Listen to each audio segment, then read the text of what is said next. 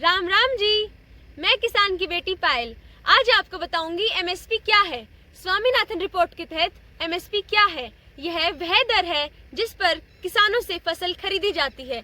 MSP किसी भी फसल के लिए एक न्यूनतम मूल्य है जिसे सरकार किसानों के लिए लाभदायक समझती है। वर्तमान में भारत सरकार ने 23 फसलों के लिए एमएसपी निर्धारित करी है।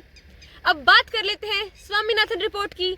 स्वामीनाथन की अध्यक्षता में 2004 में एक आयोग का गठन हुआ था जिसका नाम था राष्ट्रीय किसान आयोग। अक्टूबर 2006 में किसानों की समस्याओं का समाधान करने के लिए कई सिफारिशें रखी गई थी। इसमें एमएसपी को लेकर भी सिफारिशें हुई।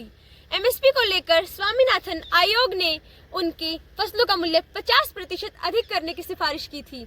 इसे C2 प्लस 50% फॉर्मूला कहा जाता है।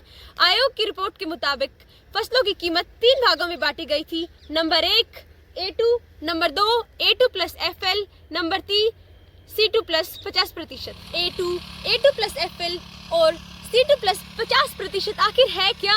A2 लागत में सभी नकदी खर्चे जैसे बीज, रसायन, मजदूरी पर खर्च, खाद, ईंधन और सिंचाई शामिल है।